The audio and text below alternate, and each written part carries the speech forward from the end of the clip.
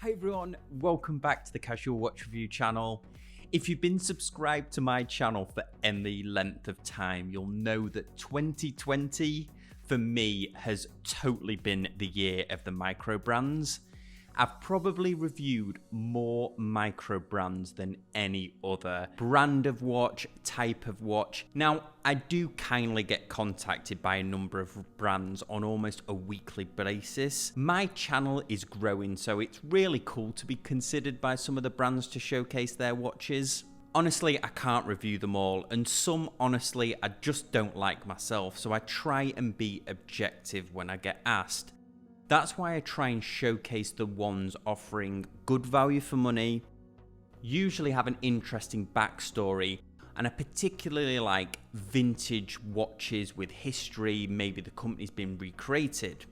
So what's unusual about today's review is I hardly ever review dress watches because they usually just don't spark my interest. Well, today is different as I was sent in a watch by Mark at a company called Langdon. On the face of this may seem like a simple watch, but it has a few interesting elements that I think you'll find pretty interesting. Here we have the Langdon, and it's affectionately called the PRK 1140. This is a white dialed sports dress watch available with this white dial. They also have a black dial. Now this watch retails for $129. Now that's a decent price for a quartz micro brand. That's cheaper than most movement watches and considerably cheaper than quartz watches that Shinola sell. But this watch is not a quartz. It's actually using a fairly rare small second-hand movement made by one of the Seiko family of movement companies. What's even more impressive is this small second-hand movement also has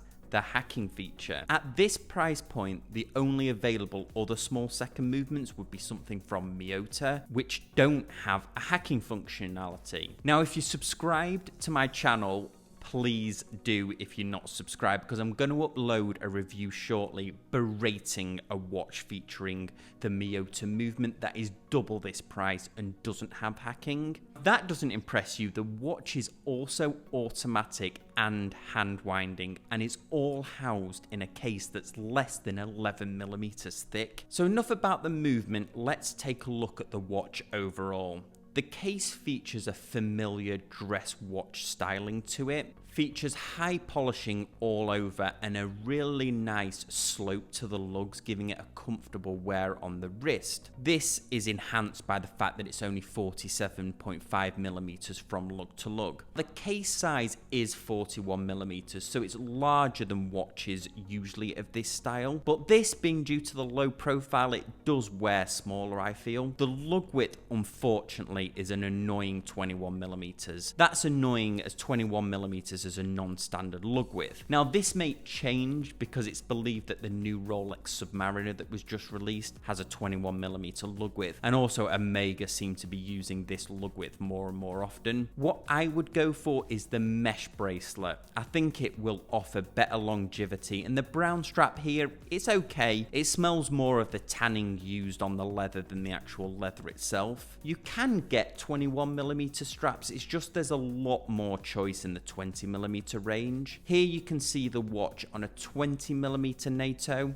What is unusual about the case is the offset crown here at 4 o'clock. This is a typical of dive watches. Also, like dive watches, the crown is screw down. This is a cool feature, but really makes the water resistance of 50 meters slightly confusing. Typically you see a screw down crown on watches with much greater water resistance, usually in excess of 100 meters. It does mean, however, when they say 50 meters water resistance, I believe it's going to be around 50 meters. The downside, the crown is slightly small, so it does take some practice and nimbleness of the fingers to screw it back down the first time. So looking at the dial now, and this is where the watch really shows off. It has a high quality satin finish dial with a nice recess for the small seconds. The applied indices are well placed and executed, and they really add a great look that complement those lovely sword hands. These are nicely made with a seam down the middle, giving dimension to the hand, a very similar look to what Seiko use. That was my first thought anyway. The watch has no lume in keeping with the dress watch aesthetic. The use of a flat mineral crystal here gives no more visual depth or distortion to the dial as a dome sapphire would. Now, a dome sapphire would be a nice addition. The only confusing element of the dial is the numbers around the outer ring. These markings are increments of 5, which is something